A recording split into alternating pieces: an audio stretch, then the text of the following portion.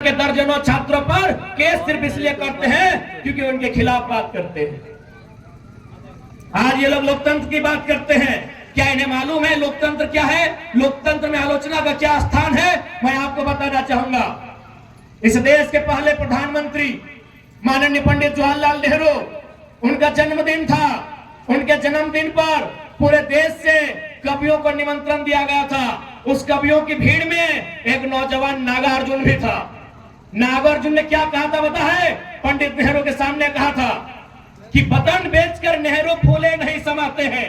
नागार्जुन ने कहा था कि वतन बेचकर पंडित नेहरू फूले नहीं समाते हैं, फिर भी गांधी की समाधि पर शीश नवाने जाते हैं, शीश नवाने जाते हैं। और पंडित नेहरू ने सुना, इसे लोकतंत्र कहते हैं। और सुदीप सोनू आलोचना सुन नहीं पाते हैं, अपने आप को विधायक कहते हैं, शर्माना चाहिए। अरे देश के प्रधानमंत्री ने आलोचना सुना, एक नौजवान के शायर को सुना। अरे कब? बर्थडे के दिन सुना, अपने जन्मदिन में सुना कि वतन बेचकर पंडित नेहरू फूले नहीं समाते हैं, गांधी जी के समाधि पर शीश नवाने जाते हैं। और आज ये सुदीप सोनू आलोचना नहीं सुनना चाहते हैं और अपने आप को विधायक कहते हैं, अपने आप को लोकतंत्र का प्रहरी कहते हैं। शर्माना चाहिए।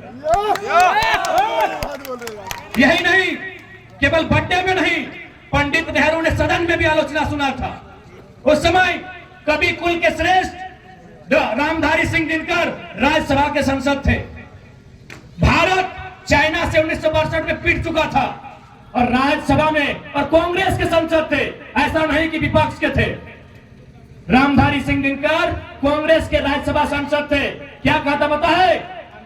कि रोकने युधिष्ठिर को यहाँ, जाने दे इनको स्वर्ग धीर, पर मुझको लौटा दे गांडीव गदा अर्जुन भीम भी।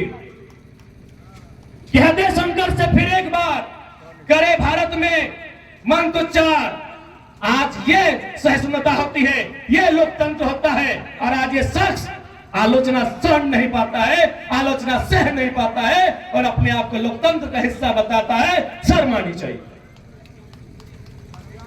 देश के प्रधानमंत्री ने आलोचना सहा है, प्रथम प्रधानमंत्री ने। ना उन्होंने किसी को ईडी भेजा, ना किसी को समन भेजा, ना किसी के यहाँ सीबीआई भेजा। खैर, अभी वर्तमान प्रधानमंत्री की आलोचना मत कीजिएगा, नहीं तो आपको पाकिस्तान का टिकट कटवा देंगे। बताइए, क्या यही लोकतंत्र है? क्या आप आलोचना नहीं सह पाएंगे? जो आपकी आलोचना करेंगे, जो आपसे सवाल करेंगे, जो अपने अधिकार की बात करेंगे, आप उन पर केस करेंगे। तो मैं जिला प्रशासन से निवेदन करूंगा कि छोटा मोटा मत केस कीजिएगा, क्योंकि सुदीप सोनू भले मुख्यमंत्री कोई और है, इस सुपर सीएम है, सीधे हम लोग पे राजद्रोह का केस कीजिएगा, उम्र कैद का सजा दीजिएगा।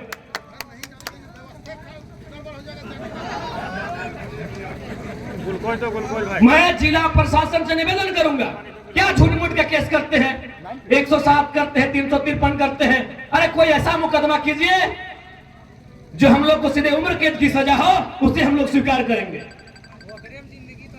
लेकिन फिर भी पीछे नहीं हटेंगे, क्योंकि ये सुदीप सोनू का देश नहीं, ये भगत सिंह का देश है। फांसी भी होगी, पीछे नहीं हटेंगे।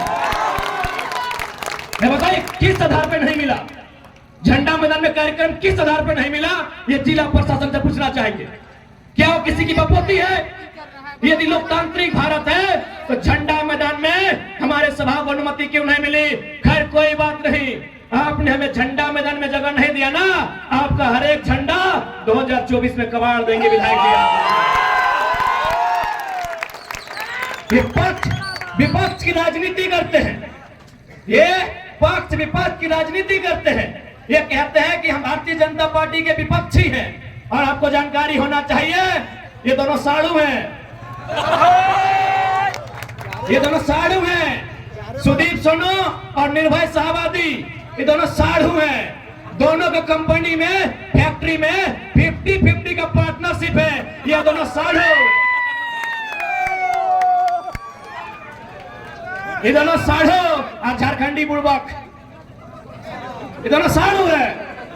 खाली छोट मोट में लोग ड्रामा करता है। इसलिए अब ना यहाँ एनडीए की बात होगी, ना यूपीए की बात होगी, तो झारखंड की माटी में इस मिट्टी को बचाने की बात करेगा, उस पार्टी की बात होगी।